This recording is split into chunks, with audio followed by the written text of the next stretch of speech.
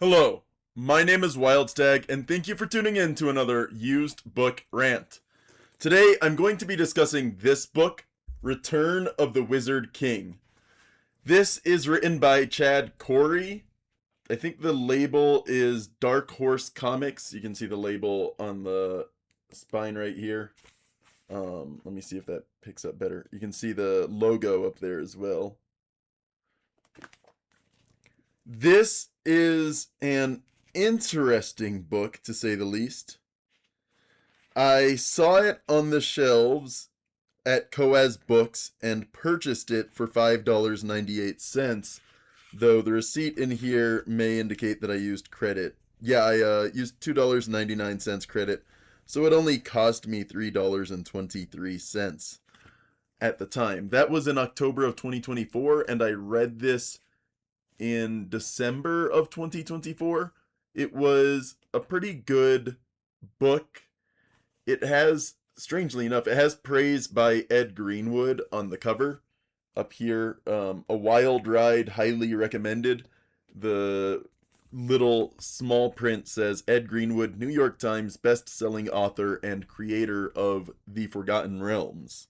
This is the first in a trilogy, and if you look right there, that's where it lives on my shelves next to book 2 of the trilogy. I've only found books 1 and 2 on used bookstore shelves.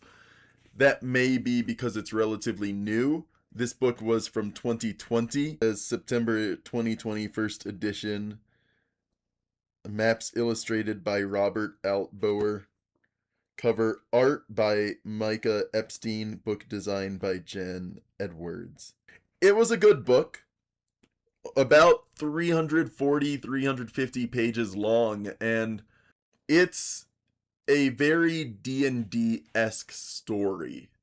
And I say that in the sense that, like, it's gathering a group together. I don't think priests are really a thing in this setting, but casters are, and there's a oracle that has a vision, and there's always visions in these kinds of things, that the Wizard King is going to return, and these people are going to be the ones that can and will stop him.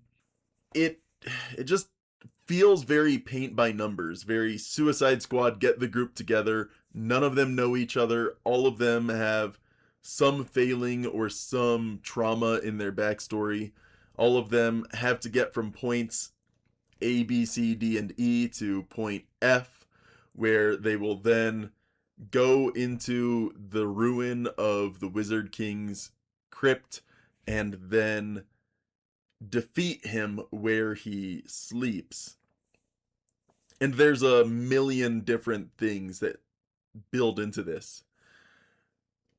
It felt a bit disappointing because I had previously read the Adventures of Corwin. Let me see if I can find it on my shelves. So I found it. Here's my copy of The Adventures of Corwin. This is a autographed copy. This book is signed 2008 and was a book from 2008, first printing April. Now, what I found a bit weird is that it is in the same setting, the world of Trallodren, and then there's a copyright, and it says, in Adventures of Corwin, other books in the world of Trallodren, the Divine Gambit Trilogy, Seer's Quest, Path of Power, Gambit's End, and then Tales of Trallodren, The Beginning, which is a graphic novel, and The Adventures of Corwin, which is this one. And like I said, this one is signed. Unfortunately, they wrote in pencil on the same page. It says, I don't know if it says signed $6 on the same page of the autograph itself. So I don't know. This one, worldoftrallodren.com, Aspirations Media. It's a pretty interesting book. So comparing that one to this one, Return of the Wizard King, I expected different storytelling, and I feel like in the 12 years between writing this book and writing this book, it lost in prose and maturity to some degree. One of the things I really liked about this book, uh, the first one, I mean, which was The Adventures of Corwin, one of the things I liked about it is that there were various short stories in it, including one called Where Dreams Go to Die. And as a bard, Corwin is supposed to pick up stories and pass along stories. And Where Dreams Go to Die, he finds a tavern in like it's a muddy situation, it's a rainy situation. He finds an inn on the road with a cemetery next to it. And he finds that a bit odd, but spends a night there. And then in the morning, and in the evening, I think he sees a couple other travelers. In the morning, he talks to each of those travelers, and each of those travelers has a story to tell. But Corwin starts picking up on it that the stories, some of them seem familiar and also very clearly are from different time periods than the present. And he goes out to the cemetery, sees some of those names. When he leaves that place, that establishment, he has those stories to carry on. He turns around and the inn is gone. So that is a very almost classic kind of story about an encounter with the dead and with death itself, but it was very well written, and the framing of that narrative, as short as it was still really good. There was another story, the main story in this collection, The Adventures of Corwin, where vampires aren't really a thing, but as you read it, you learn that vampires actually are a thing in this setting, and instead of turning into bats and wolves like in classic European folklore, these vampires can turn into polar bears, which makes them even more dangerous because polar bears are some of the deadliest. I think, if not dogs, polar bears are among the deadliest carnivore mammals in the world. Feral dogs, I think, have them beat just by sheer numbers, but by an individual basis, I think polar bears are more deadly. And so it's this interesting story about an expedition to an alleged place where you can find immortality, and the immortality within is actually just vampirism. And so they leave knowing, hey, we're going to keep this. No stories are going to be told about this, despite me being the bard of bards. No stories. So I expected some writing to that degree. And what's weird is that in the Return of the Wizard King, on the page before the story starts, it says also by Chad Corey, and it says the Wizard King trilogy, which is Return, Trial, and Triumph of the Wizard King, and then graphic novels, Sons of Ashgard, Ill Met in Elmgard, and then standalone novels, The Shadow Regents. It has nothing about those older books set in Trallodren. The books, I don't know, this story is interesting because the characters are, I compared it to a Suicide Squad kind of story, and it is, but the characters aren't all criminals, nor are, in fact, I don't think any of them are actually criminals. They're just down on their luck, kind of in the same way that Orconomics features characters that aren't criminals, but are at the lowest point in their careers.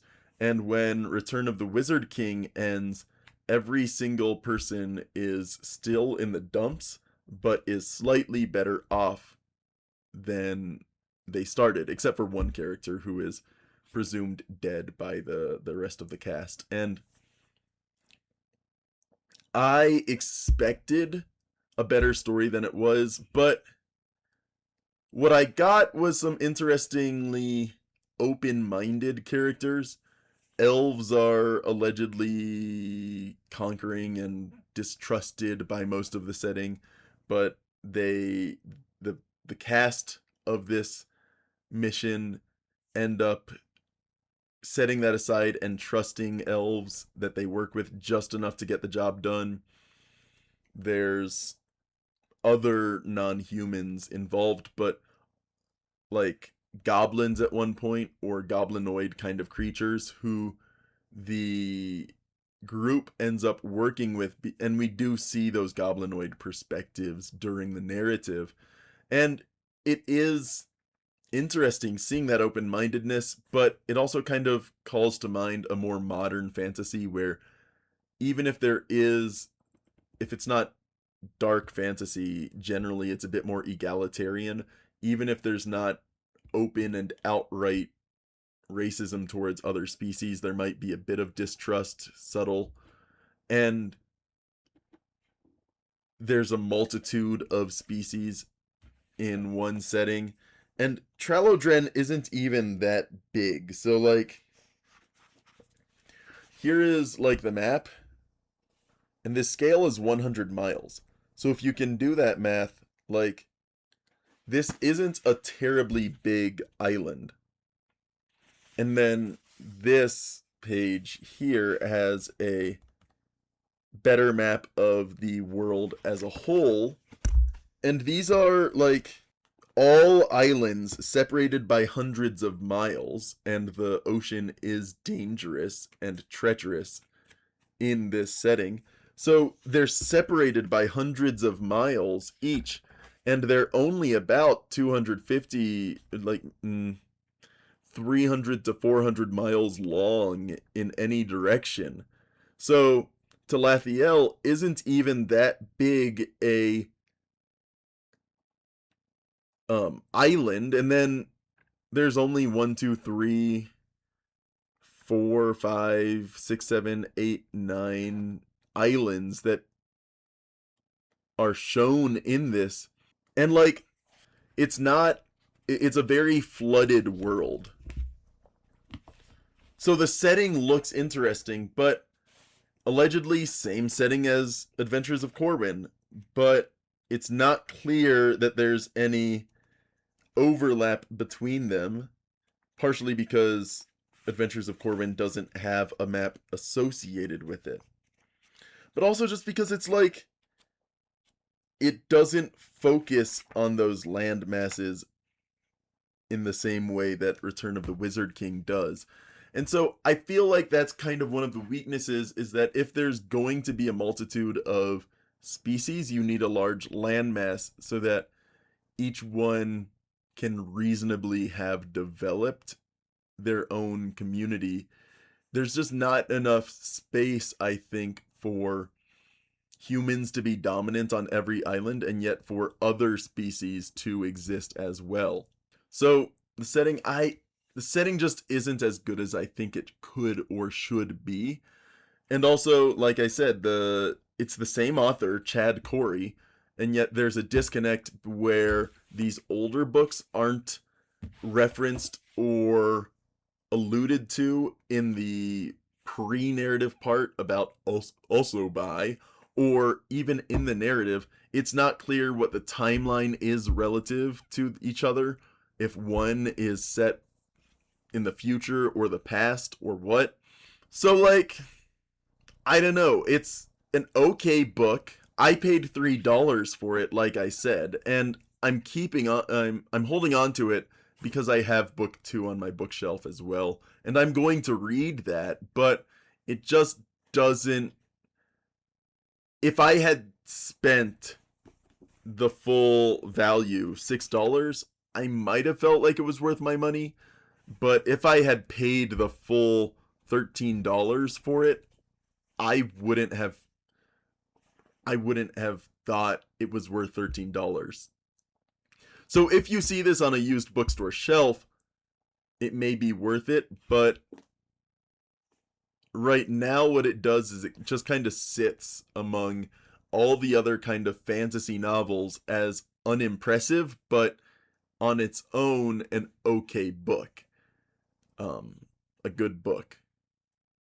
But like, on my shelves, I've got Priest, I've got Bloody Rose and Kings of the Wild, I've got The Black Tongue Thief, I've got multiples of the Vlad Toltos series. I've got multiples of Glenn Cook's Black Company stories. I've got Bookshops and Bone Dust, Legends and Lattes. I've got Spear and Untethered Sky. I've got other books that are far better than this that are in the same kind of vein. Black Company isn't quite the same vein, but like Kings of the Wild and Bloody Rose are very thematically similar and are just much better written. So, I don't know. Interesting art, interesting cover art, not as interesting a content in the book. So, yeah, my name is Wildstag, and thank you for tuning in to another used book rant.